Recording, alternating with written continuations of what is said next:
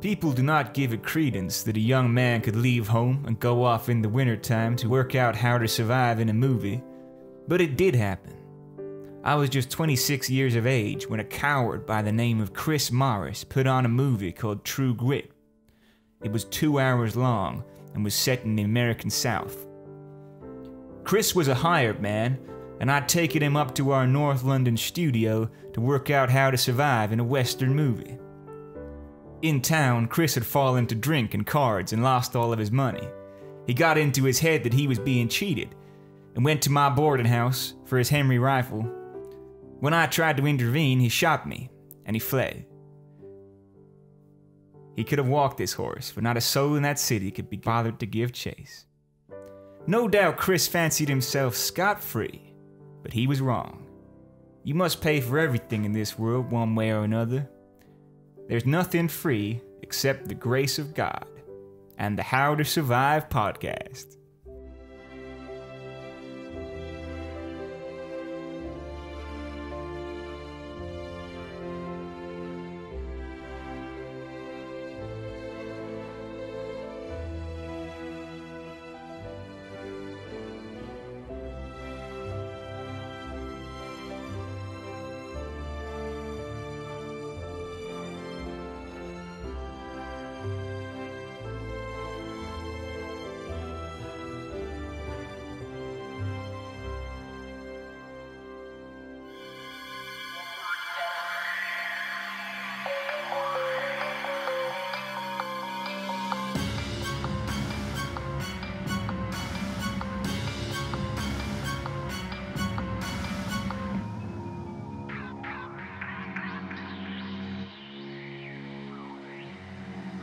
Hello and welcome to episode 121 of the How to Survive podcast. My name is Joe, and joining me as ever, Chris Morris. Hello. How are you? I'm very well. How are you? Very well, thanks.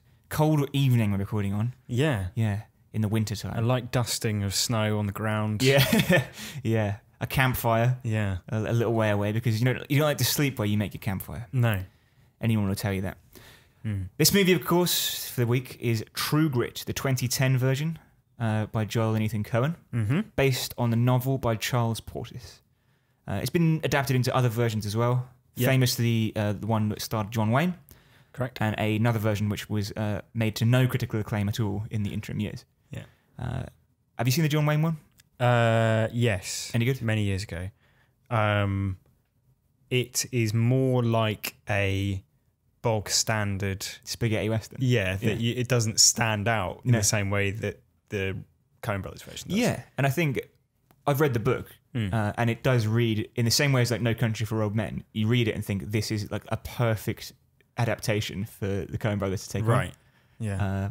Because of like the lyrical style and particularly the dialogue. Yeah. We'll get onto that later, but first I think it's important that we recap the plot before we talk about how we would survive in True Grit. So without further ado, let's play a clip of the trailer. Yeah. Lots of trailers in the Wild West, Joe. Very good. Stop your horsing around, mate. Because that's like the Wild West as well. Yeah. Yeah. Mr. Cogburn, in your 4 years as U.S. Marshal, how many men have you shot? Shot or killed? Let us restrict it to killed so that we may have a manageable figure.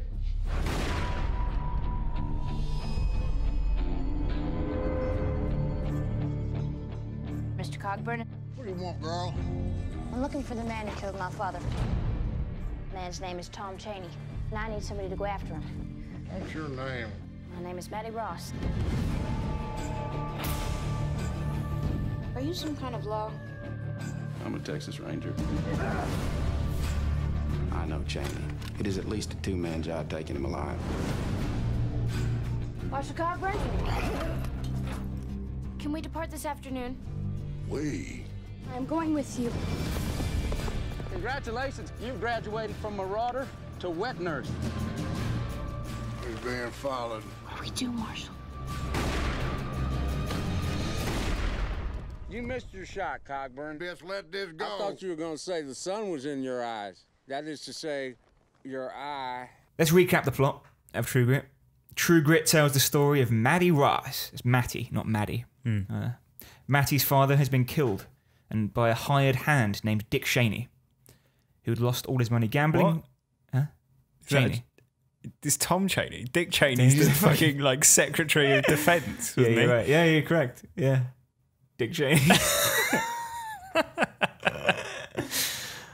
Oh, When man. a coward by the name of Dick Cheney shot my father down. He did shoot someone, didn't he, Dick Cheney? Carry on. In a hunting accident. Maybe that's the sequel. I'm going to start from the top. Matty's father's been killed by a hired hand called Tom Cheney, who'd lost all his money gambling while drunk and decided to kill and rob Matty's father, Yeah. stealing from him his horse and some gold pieces. Matty travels to the town where her father was killed in order to settle his affairs. Whilst there, she engages the assistance of Marshal Rooster Cogburn, a drunken lawman known for his ruthless manner. Also on the hunt for Cheney is a man named LeBeeve, who's a Texas Ranger. He's been hunting Cheney for nearly a year since Cheney, while living under the name Chelmsford, killed a state senator in a quarrel over a dog. Nice guy. Matty plans to leave with Rooster and head on the trail of Cheney in order to ensure that he doesn't make off with her money. And she believes they will head into the Indian Territory the next morning. But when she arrives at Rooster's lodging house, she finds a note saying that he's gone and pursuit will be futile. Matty purchases a pony from a local stable keeper and gives chase. The ferry owner refuses to assist her, so instead she rides the horse across the river in a kind of like desperate swimming thing, eventually meeting with Rooster and LeBeeve, who Rooster appears to have found common cause with on the other side. LeBeeve responds by dragging Matty from her horse and spanking her, but Rooster comes to her defence, and the three of them set off, having formed an unsteady truce. That night, LeBeeve tries to impress Matty with stories of the Texas Rangers, but Rooster is far from impressed himself, claiming to have heard the stories before and believing them to be lies. The bickering continues in the morning, and LeBeeve heads off alone. They head to a store deep in the territory, which is used by travellers from all across the area. There they'd learn that Tom Cheney has likely fallen in with Lucky Ned Pepper, a local marauder, and his gang. Later, a travelling dentist informs Matty and Rooster of a hotel where they might be able to spend the night. Upon arriving, they find the place occupied. Matty crawls up onto the roof and blocks the chimney with a coat, forcing the occupants to come out and surrender. But not without some shots being let off, injuring one of the occupants. The two men inside are outlaws, and the injured man insists that he needs medical attention, meaning that Rooster is able to manipulate him into revealing the whereabouts of Ned Pepper's gang. The man says the gang have just been involved in a train robbery and will return that evening. For the man's honesty, his companion rewards him by chopping off his fingers and stabbing him in the chest, and he's rewarded in turn by Rooster, who shoots him in the head. Matty and Rooster climb a nearby slope and take a vantage point over the hovel to await Ned Pepper and his gang. Before long, a solo rider approaches, and Rooster realises that it's LeBeeve, who is immediately set upon by the Ned Pepper gang. Rooster is able to shoot a few members of the gang from his vantage point, but Ned Pepper escapes. LeBeeve is injured in the attack, including a shot through the shoulder, which he blames on Rooster's poor aim. The two bicker some more and eventually agree to go their separate ways again, also agreeing that the trail to Cheney has gone cold. Matty is despondent, but seems to be warmed by some kind words from LeBeeve, who tells her that he's underestimated her and that she has earned her spurs. In the morning, Matty heads to the river to fetch water, and there she finds the one and only Tom Cheney watering his horse. Matty draws on him with her father's pistol and fires, but merely wounds Cheney, who now grabs Matty and escapes. Rooster gives chase, but when Matty is delivered to Ned Pepper, he calls to Rooster to ride away or he will kill Matty. Rooster abides and signals when he's over the horizon with a shot. Ned Pepper splits the group up, leaving Tom Cheney to stay with Matty alone, while the rest of the group head to a safe house, with the promise that they will eventually send help back. Cheney is initially annoyed by the situation, and then becomes enraged, attacking Matty and declaring he's going to kill her. But he is apprehended by LeBeeve, who strikes him in the head, knocking him unconscious. The two take a look over the plains below, where Rooster is heading to take on Ned Pepper and his gang single-handed. Rooster rides at the gang, killing all but Ned Pepper, who he mortally wounds. In the chaos, Rooster's horse is shot and falls, pinning Rooster underneath. Ned Pepper rounds on him and prepares to deliver an execution. However, Rooster is saved by LeBeeve, who fires a winning shot from 400 yards. Some achievement. Some bully shot. All this has caused a distraction for Matty and LaBeef, allowing Tom Chaney to regain consciousness and attack them. He knocks LaBeef unconscious, but Matty grabs a rifle and kills Chaney. But she's knocked into a deep pit by the gun's backfire. It goes from bad to worse, doesn't it? Yeah. In the pit, she's bitten by a snake, but is eventually rescued by Rooster. Rooster mounts Matty's horse, and they ride through the night to safety. The horse eventually collapses from exhaustion, and Rooster kills it, running the rest of the way on foot. In a coda, 25 years later, we learn that Matty lost her arm to the snake bite, but survived. She's travelled to visit Rooster in a travelling circus, but when she arrives, she learns that he died a few days earlier. She claims she never heard from LaBeef again, and never married, as she had never had time for such things. So, why is this the best film ever? Well, this is your favourite film, isn't it? Yeah. Does it remain your favourite film after watching it? Do you know what? Recently? Interestingly, I don't really think I'm a weirdo. This is probably the 12th time I've seen the film. 12 times. It's been a lot of times. Like Okay. I wrote this entire recap from memory, Right. and that's rare. Usually, I have to use Wikipedia and IMDb. Sure. But this is the only time it's actually made me emotional, Okay. which was weird because I've watched it so many times before, and it's kind of like, oh, I quite like the marauding and like the dialogue is really like the thing that draws me in every time. Just like the way the repartee and the acting is like really, really, it draws you in a lot. But this time it made me quite emotional, and I think stupidly, and you'll think this is crazy for someone who's seen this film so much and has read the book and is obsessed with it. It's only just dawned on me what the True Grit thing is about. Okay. So, True Grit, when you've read the book and when you know what the story is actually saying that Matty is the one who had the true grit all along. Yeah. Right. The true grit was the friends they made along the way. Yeah. That's just a stupid joke. Yeah. Yeah. No, Well, to an extent, yeah, it is. It is because part of it is that her realizing that, she knew all along she had it in her, right? Right. And she had to prove to these other guys that she had it in her. But she also learned that she couldn't do it alone. Yeah. And that's what the whole code is about, is like her kind of recognizing the help that they gave her. Right. And she even like moves Rooster's body to her family plot. Yeah. And this time as well, I was kind of like, is there a weird romantic thing happening as well? Because like, why is a question that I've been thinking is, why did they agree to help her? Okay. Right. So obviously LaBeef is in it for himself, but he continually does find himself like helping Matty, and he clearly has an affection for her, at least by the end. And he's attracted to her as well. He even says as much. In that weird scene where he's like, I did give thought to stealing a kiss. Yeah. Although you are sick and ugly. Yeah. Yeah. Yeah. Yeah. I think that the whole film really is about sort of looking at the genre archetypes of Westerns and deconstructing them. And your point about how Matty is the one that sort of, as you say, she's the one with true grit, and she inspires them into continuing with it. Yeah. I think that's basically the point, is that Matty, at the start of the film at least, is very idealistic. Even if she's like quite cynical and world weary already, she's idealistic in the sense that she believes the myths of, great adventure and going out into the plains and cowboys and sheriffs and Texas Rangers and all that sort of thing. And the story is essentially about two men who are even more world weary than her and have seen the reality of all of those sorts of stories and watched how, criminals get away with it and they flee, and there's not a lot you can do. And it's bloody and it's messy and all those sorts of things. Yeah. And her positivity and her like spirit and grit is what inspires them to eventually like re-embody the things they signed up for in the first place, the spirit of the Wild West archetype, right? Yeah. Like, at the end of the film, Rooster rides day and night to get Matty, and then like carries her himself to get her to safety.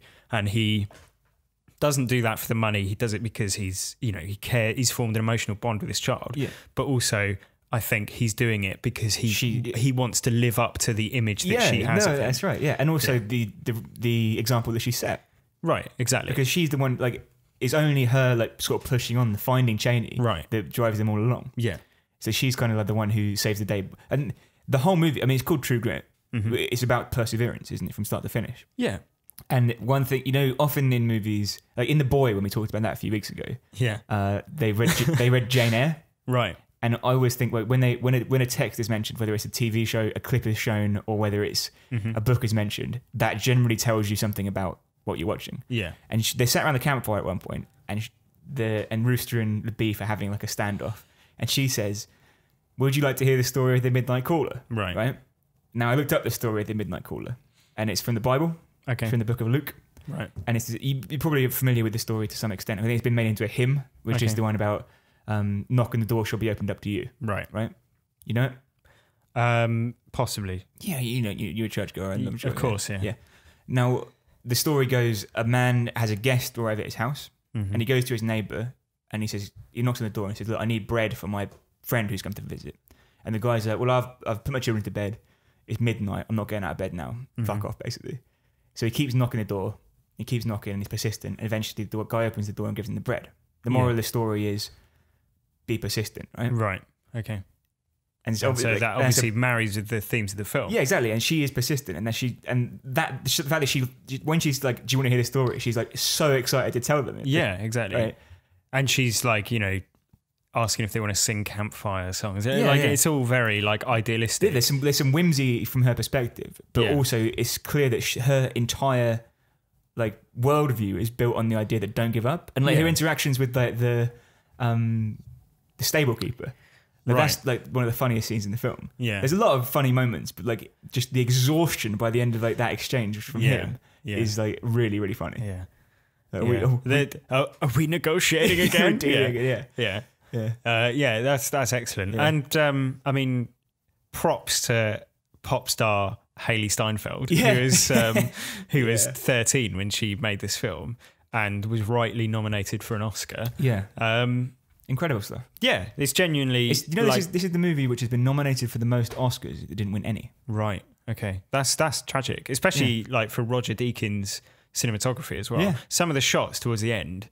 I mean, I watched it with my girlfriend. She's not a film buff, but even she could see, you know, that she recognised that this was like evocative of classic westerns. Yeah. There's a shot where Rooster is riding, I think it's when he's trying to get Matty to a doctor, and they're riding like along the horizon. And it's almost like a 2D like silhouetted. It's incredible thing. Yeah, and it's amazing. And Roger Deakins is an incredible cinematographer. Yeah, and that shot gives like an insight into the huge scale of what like the journey they're making. Yeah, and this, you know, I mean, one of the big things in Westerns. Next week we're going to cover The Good, the Bad, and the Ugly, right? Which works on a similar level of just giving these like amazing shots of like wide, open shots of every like the distance people travel when they go on these journeys.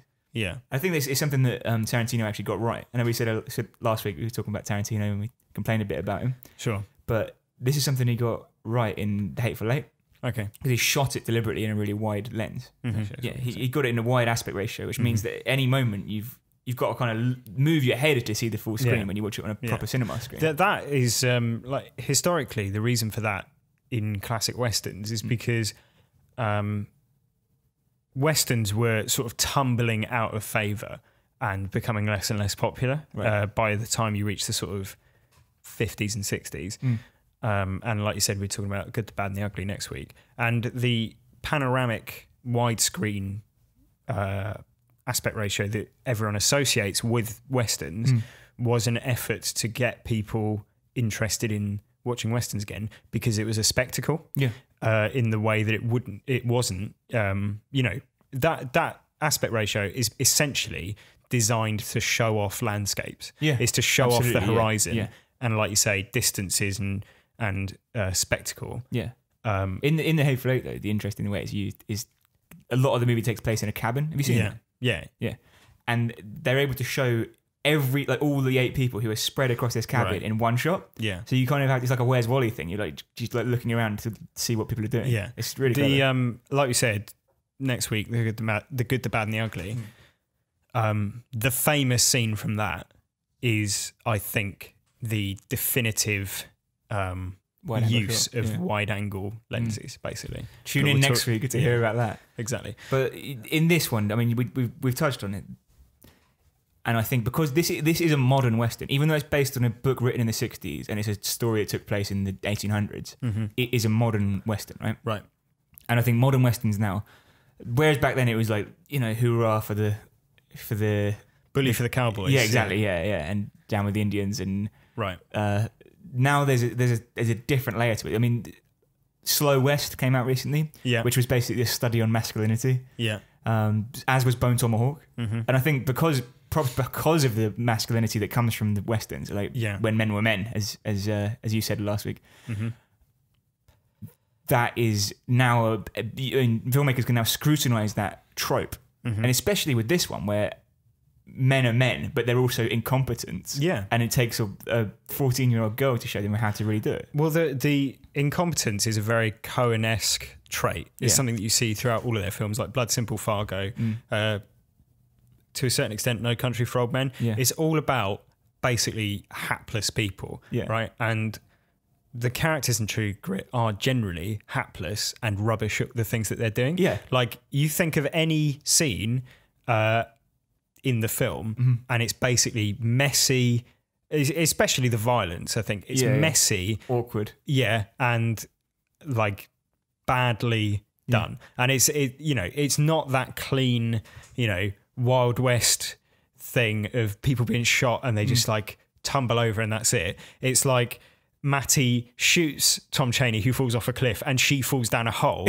Like, it's the guy chopping his mate's fingers off in the cabin. Played by Domhnall Gleeson. Right. Yeah. And then I think this scene actually in particular is a good example of it. Yeah. He chops his colleague's fingers off and stabs him, and Rooster gets his gun out and shoots him in the head at point blank range. Which is absolutely brutal. Yeah, and there's a shot, like almost like a CCTV camera angle of the cabin. Like, you get the gunshot from Rooster, and then it cuts to that shot, and there's maybe like a 5 or 10 second scene shot of that angle where it's just silence and you're just left looking at this sort of thing. The mayhem. And the guy who's been stabbed is like slowly whimpering and dying and bleeding on the floor. And there's like blood all over the wall. There's fingers left on the table. Yeah. And then the scene after that is Rooster sort of dragging the bodies out and laying them outside the cabin. Yeah. And it's all just... The thing the Coen brothers do time and again is go through all the minutiae of like how... violence actually happens. Yeah, and how... grim and messy and complicated, and the cleanup of it. Like, Blood Simple is essentially about a man who kills someone and then spends the rest of the time trying to bury the body but doing it really badly. Fargo is about like two people just fucking up everything. Like, as two criminals just making the biggest mess of it as they go along. Like, all of their films do this. And the other thing that this film does, which you sort of alluded to, is that it basically, I mean, you said it's a modern Western. The terminology generally for it is revisionist Western, which is something that happened in the 60s and 70s when people were out of favour, Westerns were falling out of favour. And it was an attempt by filmmakers to, show, in the same way that you might say something like Batman Begins or The Dark Knight, examines or interrogates the tropes of the superhero genre and goes, well, this is what would it really be like? Yeah. These sorts of films, revisionist Westerns, are doing that for the Western genre. And so this film, True Grit, is essentially, in a storyline sense, a pure Western revenge story. And it's got all of the broadest genre archetypes of the Western. So you've got like morally ambiguous heroes. You've got the Texas Ranger, the cowardly murderer, that needs to be brought to justice, and his gang of outlaws. These are all like classic Western tropes. But what this film does is reverse all of the sort of gender norms of the genre. And so you've got, typically you have Western genre female character archetypes, and they're the young heroine, the mother, the saloon girl, the whore, the wife, the daughter, all that sort of thing, right? as you said, Matty is the one, rather than being the one who's tied to the railroad tracks needing to be rescued or whatever, she's the one who shows grit. She's continually equal to all the male characters in terms of her courage and, you know, besting them in arguments and all that sort of thing. And she's just as intelligent, if not more, than all the male characters. Yeah. And despite all the efforts of the two men who are apparently, you know, incredibly skilled at tracking and killing, it's Matty who finds Cheney. Yeah. It's Matty who kills Cheney. And that second part in particular is a quite significant departure from the 1969 version with John Wayne, in which he's the one who kills Cheney. Right, okay. So Matty is the one who shoots Cheney dead. A girl pulling the trigger and taking the revenge for herself. And she ends up being the character who's most concerned with upholding the myths of the Western genre, because she's the one who's, like, as you said, pushing everyone to keep going and finding these people. But like we were saying, with the violence and everything, the Coen brothers, you know, throughout their whole career are interested in showing sort of the more complicated reality of it, right? So in typical Westerns, it's basically every outlaw who gets shot deserves it, right? And you don't need any more analysis about that. But in this, like the Coen brothers Western world, like everyone is at risk. The film opens with the death of an innocent man at the hands of like amoral, drunken outlaw. Yeah.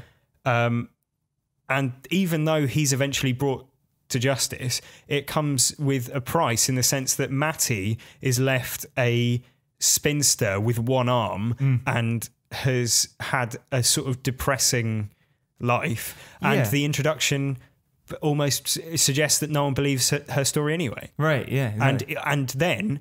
and this is another weirdo. And this is another Coen trait. Everything's an anticlimax, right? So there's the scene that we spoke about a couple of weeks ago with No Country for Old Men, where a character dies, an important character, off screen, and it's an anticlimax. And you find out like after the fact, when another character does, like ages later. Yeah. So in this, it's like all of the situations are anticlimaxes. You know, they don't find Cheney in the mine or the, you know, like in the hunting hut. There's no big standoff. They awkwardly bump into each other at a river. Yeah. They don't reunite at the end. She doesn't find love, or, you know, we never see the mother being really grateful for her taking her revenge. Right. None of these things are fulfilled. And it's just, at the end of the film, it's basically a really cold, empty thing. Like, this is a thing that happened. What have you got to show for it kind of thing? Yeah, this is a thing that happened. Yeah. That's it. It's actually, she worked out quite badly for her. I mean, and a lot of, I'm reading around it online, a lot of people consider that she fell in love with either Rooster or Lviv. Yeah. And that's why she never married. But I think that's just their desire to imprint on the film their own tropes that they want to see, basically. Yeah. They want, you know, it's less complicated for them if, you know, it's her decision that no one ever married her. Like, you know, because she always loved Rooster or she always loved Lviv. Yeah. Right? It's easier for them to accept that because then it's like the character's made a choice. It's hard. What's harder to accept is that she went through all of this trauma and put herself in danger and then ended up with a pretty, like, mediocre life anyway. Yeah. And it is a cold ending to the film. Like, it's not so much that she regrets it or anything like that, but it's just like this is the reality if you of what look at her happened. life. You don't think this is the life anyone would want necessarily. This is the reality. This is the actual reality of what comes of those Wild West revenge stories. Yeah, and it related to that, I suppose. I was thinking about Rooster Cogburn this time around. So he's quite a sad character, really. Yeah, like I imagine the John Wayne version. I haven't seen it, but I'm guessing he's kind of like a marauding hero. He is also a drunk. He's like he's not incoherent, angry, and you know, not to the same extent as. But what I mean is, there's a Hollywoodization to his character in as much as you can get behind him. Yeah. Whereas the Cogburn in this one, you could read it as being like he's, other than him saving Maddie at the end, he's fucking useless and is horrible. Yeah. And he's just like a terrible person to be around. Well, we're basically introduced to him in a court where it's quite heavily implied that he shot a group of people to death because he didn't like their family. And did so under the guise of being a marshal. Yeah. Right. Yeah. Yeah. But that's the thing is But if you look at his story, right, he was a war veteran. Yeah. Who was not recognised for what he did. Then he's tried to have relationships with women that have ended really badly because he can't connect with people because he's been driven mad by the war, I guess. So that because they focus quite a lot on the war and about how he worked with certain captains and stuff, and he gets in an argument with LaBeef over it. Yeah. But even both of them seem to be like driven a bit mad by the war.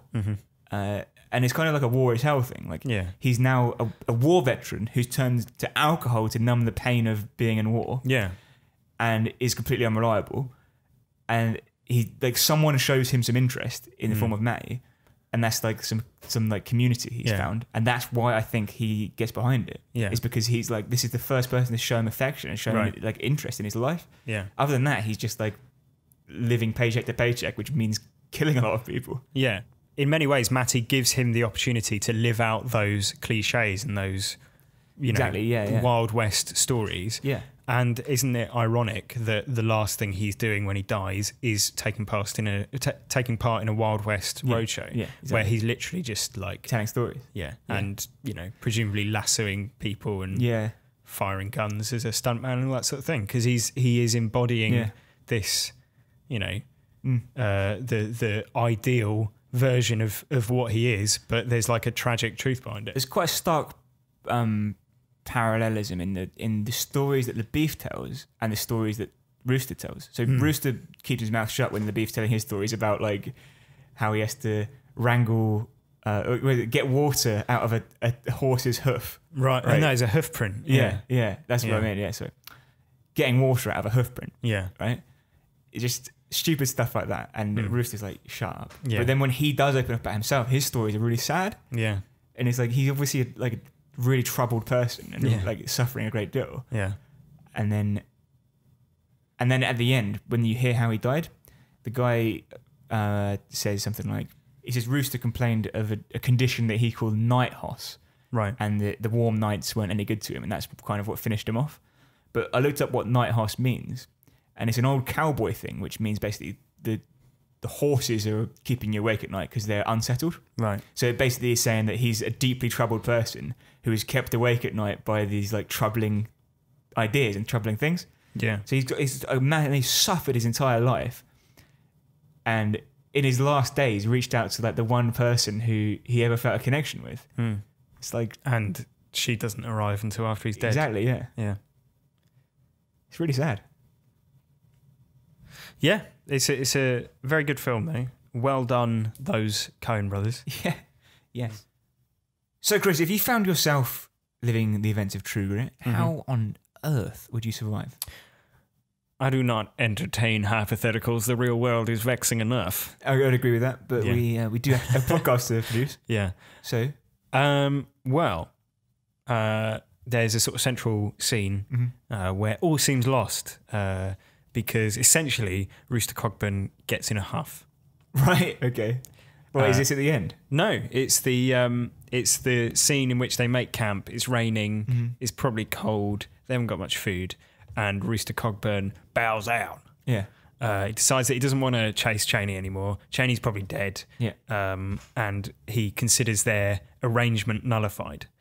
Now, obviously, had he not done that, they would have found Tom Cheney within 5 minutes of the start of the next day. Yeah. Now, Rooster Cogburn basically does it because he's incorrigible, he's arguing with LaBeef, and he's a grumpy old man. And probably hungover.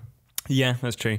But if he had not done that, if he was not annoyed and argumentative, like we've all had times when we're working when you think, oh, I can't be bothered with this. Yeah. Now, the difference is most people's livelihoods don't involve leading vulnerable young women out into the wilderness and then abandoning them. Right.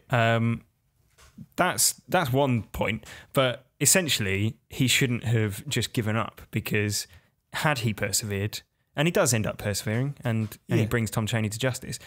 But he doesn't really. Well, he brings Ned Pepper to justice, but Tom Cheney by proxy in many ways.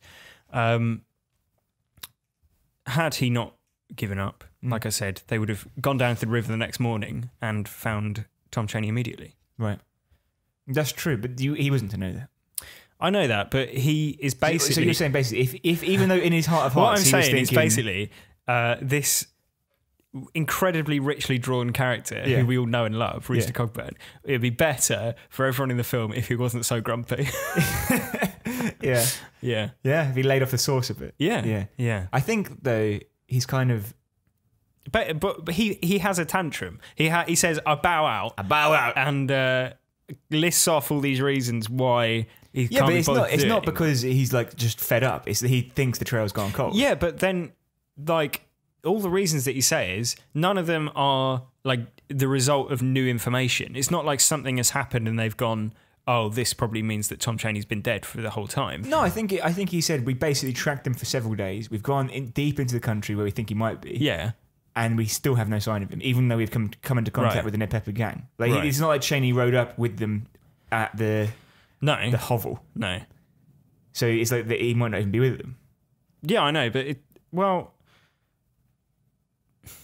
there's always a level of doubt that Chaney's there, even when they get the California gold piece from that the shop. Yeah, well, there's a level of doubt as to whether Tom Chaney's alive. Yeah, exactly. Like they could still find Ned Pepper, which is what Rooster wants to do anyway. Yeah. And then they could have said, Ned Pepper, did you kill Tom Chaney? And he'd have said yes or no. Yeah. Ned Pepper does not... Ned Pepper doesn't like the man who would agree to a police interrogation. No, but he also doesn't sugarcoat his pronouncements. No. Doesn't hand out sugar with his pronouncements. Yeah. So I think he probably would admit to it, wouldn't he? When he's out on the plains. But he didn't do it. No, I know, but had he done it, he would have done. And... they admit that Tom Chaney's with them immediately, don't they? They're not like hiding the fact that Tom Chaney's with them when they're shouting across the river at one another.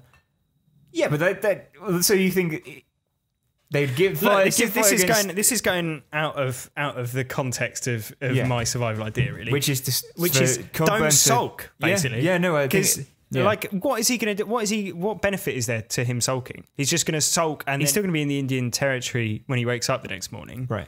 What has he got on that he needs to get back to? There's no like pressing issue. Yeah. I mean, the beef has a genuine like life-threatening injury. Yeah. If that got like infected, he'd be fucked. Right. So he can go back. Yeah. Yeah. Point taken. Okay. So don't get in a sulk and you'll survive. Yeah. I mean, he does survive anyway. Survives but he will. Well, he dies from what he calls night hoss, which, as we said earlier, is some kind restless of horses. So maybe he's it's not the whole. I mean, that implies a sort of psychological thing that he can't admit to himself. Maybe some sort of PTSD. Yeah, or guilt. Yeah, and perhaps one of the things that he's guilty about is putting Matty in danger. Yeah. So maybe that's what he should have done. So, Chris, my first piece of advice is for Matty Ross. Oh yeah, big fan of her. Yeah. Yeah. Now, she shoots Tom Chaney, doesn't she? Mm-hmm. Where does she hit him? What, initially? Yep. In the ribs. Yep. Cracked his short rib, he says. Yeah. It's obviously a meat eater. Yeah, so he knows the unless he's the doctor or something. Yeah, I don't think they're called short ribs, are they? They're numerically assigned. They really, traditionally, I think. Anatomically. Yeah. Now, he... why do you think that is? Why did she shoot him and miss, basically? Because she's not well trained enough with a... Well, she says, I know how to use it. Well, she does know how to use it. She just misses the... Well, I mean, you're assuming that she's either aiming for like the heart or his head or something, right? Right. So she's not... I mean, she hits the target. That's the important thing. What she does... The mistake she makes is not like immediately... recocking her gun, but then again that might be because it's wet. Yeah, she fell in the water. Yeah. What I'd say is decrease the distance between you. Take like 5 steps forward and then shoot him in the head. But then she ends up being captured because he gets close to her. Yeah, but I'm saying before she shoots, right. So she minimise the difference. She panics and shoots him and hits his ribs. Yeah. And it just glances off. Yeah. It does injure him, but not enough. Yeah. Whereas if she took 2 steps forward and put the gun to his head and pull the trigger. Yeah, I don't think he'd let her get that close, but I agree. Close enough to make a difference. Yeah. That's basically it. It's not a particularly sexy way to survive. Not like normal. No, just get in close and pull the trigger. Yeah. Yeah? But if I was trying to shoot you now, I could do it quite easily because we're touching distance apart. Right. We're shooting distance apart. Yeah, exactly. If you were 40 feet away, I might struggle a bit more. Yeah. I'd want to close that gap. Sure. If I was aiming for a kill shot. But she is aiming to kill. She wants him to hang because that's what she considers justice. So maybe she just wants to wound him. Perhaps. I think at that point she's just wants happy justice. dishing out her own justice, isn't she? Yeah, certainly. Yeah. Well, she does in the end. So. Yeah. My second survival idea is for the two gang members we see in the hut. Okay, Domhnall Gleeson and the other guy, the weird-looking ugly guy. Yeah. Yeah. Now they get wounded. You're trying to get at me. Yeah. They get wounded and they're in the hut with Cogburn, who basically says, "I'm going to take you to such and such a place, Fort Worth or wherever it is, to hang for their crimes." And basically implies that he might be more lenient if they give up the location of Ned Pepper. I think it's Matty who makes that assessment, but yeah, you're correct. Yeah. I think she's just, in a childish way, like overstating like the undertone of the conversation. Yeah. But the fact is that, I mean, let's follow this sequence of events. If the gang member gives up the location of Ned Pepper, Rooster's going to go off and kill Ned Pepper. Right. And that'll be that. No one is going to know that these two are the ones who gave up that location because they're all going to be dead. Therefore, it's better for them. They're more likely to survive if they do give up the location of Ned Pepper. Well, so if they say, Ned Pepper's coming here in an hour, let's all get up on the vantage point.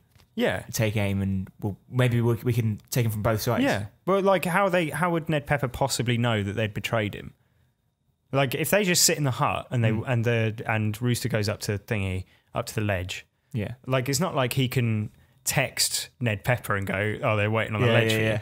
Like they're just gonna have to sit in there. You could just handcuff them there, right? So they don't try anything. And then Ned Pepper arrives and things play out. Yeah. And he's still not going to know. Like Ned Pepper doesn't know that those two are dead, does he? Well, he might jump to that conclusion because of the ambush at the hut. No, he has to ask Matty about it later on. Right. Yeah, well, there you go. Yeah. And therefore, Ned Pepper's not going to know what happens to these two, and he's most likely going to end up dead.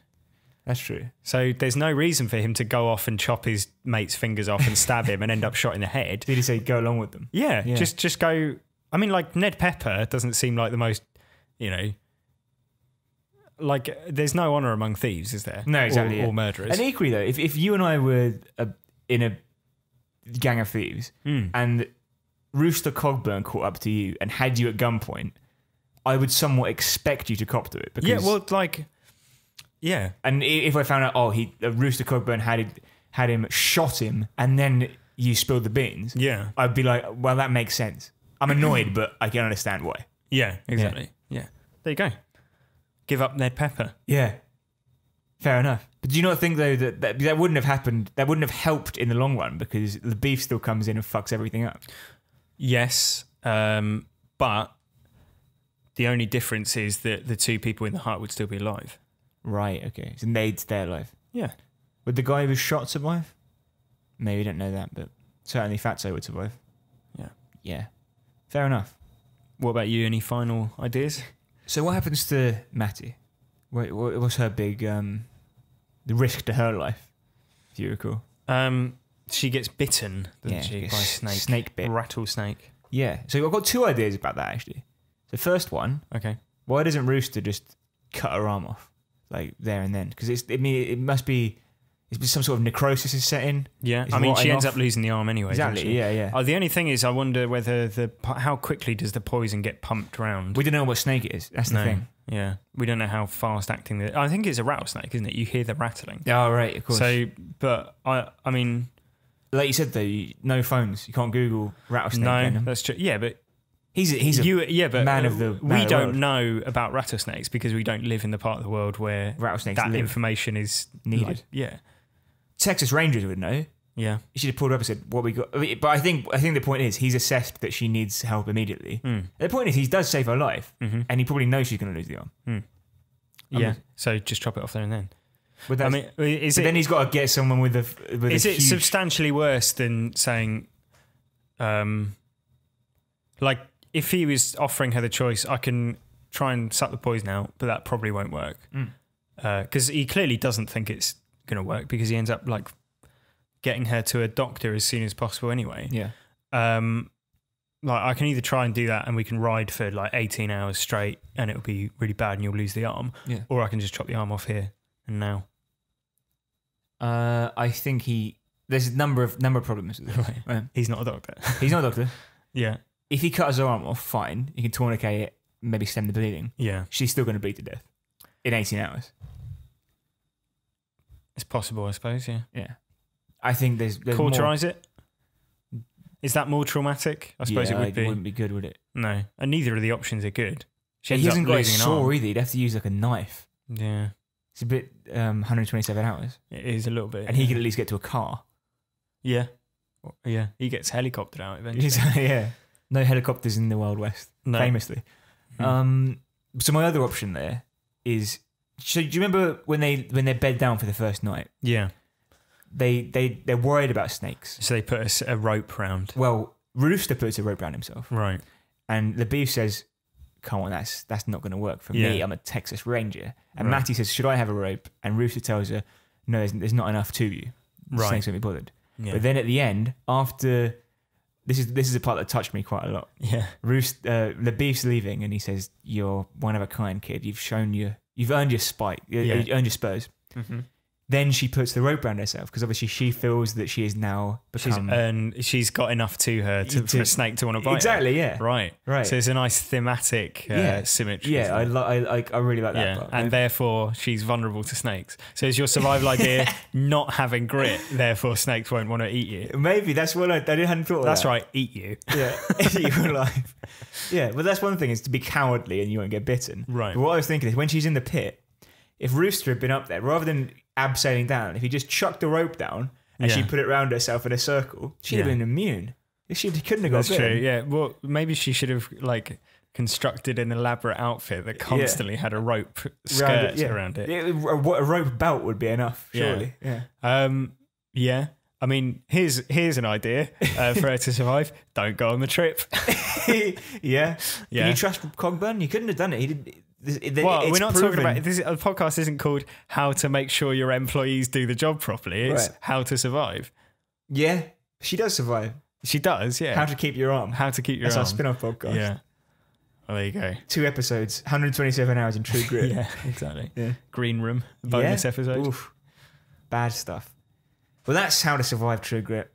Hope you enjoyed it. Yeah. If you have enjoyed it, leave us a 5-star review on iTunes, please. Yes. Or anything. Maybe you don't use iTunes. I don't know what people use these days. Whatever pod platform you use. Pod platform? Sounds like something out of Star Trek, doesn't it? We're going up to the pod platform. Yeah. Don't watch Star Trek, so I'm just guessing, really. No, me neither. Do leave us a 5-star review, please. Mm-hmm. And if you've got any thoughts on how you'd survive in True Grit or any of our other movies in the 120 previous episodes, do let us know. Simon Todd, Chris, do you remember him? Yeah. He's been in touch. Friend of the show now. Yeah. He's earned his place. He's earned his spurs. Yeah. Hey, there we are. He will get bitten by a snake, unfortunately. Sorry, Simon. Yeah. So Simon originally recommended The Untouchables for us, and he's kept in touch. Dear Chris and Joe, I watched Brawl on Cell Block 99, the movie. It was 2 weeks ago. Yeah. My wife pulled out 2/3 in. Yeah. Understandable. Yeah. I think it's not safe for a wife. No. Yeah. There are loads of survivors. Don't be so sexist there, Joe. Well, there's some wives that would enjoy it. Okay, great. Basically, you mean it's a violent film. Did your wife enjoy it? I don't have a wife. Did your girlfriend enjoy it? I talked about this on the podcast. Yeah, I know. You looked it up and she didn't want to watch it. The same exactly. I looked up on IMDb. My wife didn't want to watch it. Yeah, but you have a wife. It's not for me to judge whether or not it's not safe for wife. In a census I've done of two people with wives, I don't have a not wife. safe for either wife. Me and Simon, right? kindred spirits. Mate, wife mates, you just go on ahead then. Listen, the husbands I know have all You're said... not handing out much sugar with your pronouncements. Right. You were interrupting poor Simon I when he's trying to apologise, talk. Simon. He says it's not safe for wife. That's all I can say. It's not me. I'm not a sexist one. Simon's the sexist. I thought we were talking about Brawl in Cell Block 99, not we are. it. That's thin. Too thin, Rooster. Too thin. Anyway, basically, spoilers ahead for Cell Block 99 in Simon's email here, but he basically says don't carry around weapons with you all the time. Okay. Chiefly on the boat's drug pickup. Right. He says, how did he shake down the large South American guy, find one handgun, but then the other guy has 2 MP5s and with 20 magazines and 5 grenades? Yeah. It's a fair point. He clearly trusts the littler guy, doesn't he? I think maybe that is it, because he makes a point that Ramon isn't trustworthy because he looks like a drug a addict. tweaker, Yeah.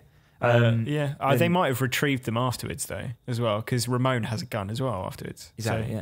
He says in the final scenes, it seems everyone, including the Gary Oldman style prison boss, are in on what's happening. So he could have just bargained his way out.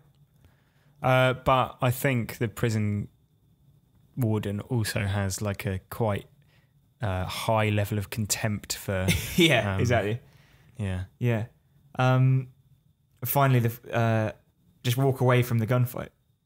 Yeah, his that's his what boss we would said. not mind. Yeah, exactly. Yeah, but then it's kind of like that goes.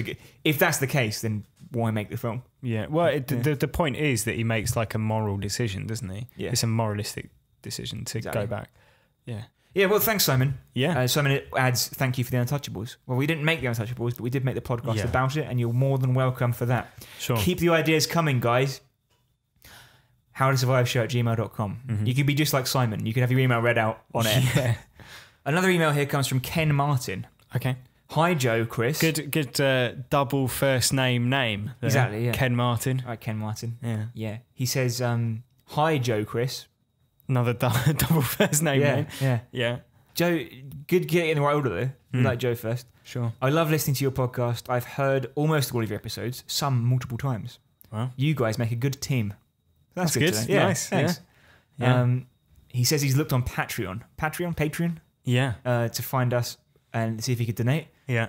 We're not on there. No, we're not on Patreon. No, this is all free because we're mad. Yeah. Yeah. Maybe one day. Maybe. Yeah. Keep an eye out. We'll let you know on the podcast when we go on Patreon. Thank you for the implication that you'd like to give us money, though. Yeah. That's very if it's like hundreds of thousands of pounds, just get in touch. Yeah, we can sort of sell it out. Yeah. I will happily make a Patreon if you want to give us £100,000. Yeah. But yeah, thank you very much. It's an incredibly kind implication. And he goes on, Ken goes on and says, my movie recommendations are Session 9 and Horrors of the Black Museum. Yeah. Both films I really like, and I can definitely come up with a number of suggestions on how to survive them. Okay. Session 9 is a sort of, I haven't seen it, but it's interesting. I think it's like one of these sort of cult classics in the same way that like Event Horizon is a cult classic. In that it's like a relatively well-made film with some familiar faces in, right. but it, isn't a well-known film. Okay. It has David Caruso from CSI Miami in it. Okay. So it's worth watching just for that, I think. So maybe we should stick it on the list. Consider it added to the list. Thank you, Ken. Ken finishes up by saying, I hope you keep the podcast going and also do more videos. I'm a big fan. Great. Well, thank you very much for that, Ken. A saucy line will get you far with us. Yeah, it will. Next email comes from Hayley Johnson, who says, hi, chaps. Hello, Hayley. Film suggestion for you, The Warriors. Okay. We've watched that together before, long before the podcast. Yeah, exactly. Many years ago. This is back when we were teenagers. Yeah. And we kept saying for a long time, Warriors come out to play and stuff like that. Yeah. I feel the obvious method for survival is take your bloody jackets off, lads. But I'd love to hear your thoughts on the matter. Well, we'll have to watch the film and find out. Consider it added to the list. Yeah, maybe we'll do gang season. Yeah. Yeah. Thank you very much, both. All three of you for emailing in. Very kind. You can also get in touch with us on Twitter at HowToSurvivePod or on Facebook, which is facebook.com/HowToSurvivePod. Yeah. And don't forget, we have a website too, HowToSurviveShow.com, where you will find all sorts of things like episodes of the podcast, and also a video where we chained ourselves to the wall. Yeah, all those months ago now, in order to watch the Saw franchise. Yeah, hopefully more videos in the pipeline. But obviously, the more people who watch the videos, the more inclined we will be to do more. Yeah, exactly. So if you enjoyed it, then watch it, share it with your friends, leave a comment, all that sort of thing, the usual stuff. So that's it for this week. So thank you very much for listening. You've shown true grit by getting through it all. Yeah. And I hope you enjoyed it. Next week, it's The Good, the Bad and the Ugly. Yeah, keeping the Western theme alive. Yeah. It's on Amazon to buy, I think. Yeah. But you've probably seen it, or you probably catch it on ITV. It's definitely worth buying. It's a hell of a film. Yeah. Everyone should own it. So thank you for doing that in advance, in preparation for the next episode. So see you next week, and until next time, you are not LaBeef. Who says that? It's when they wait for they think they're being followed by it's the dentist. Yeah. You're not LaBeef. Yeah. Sorry. Keep your seat, trash. It is LaBeef.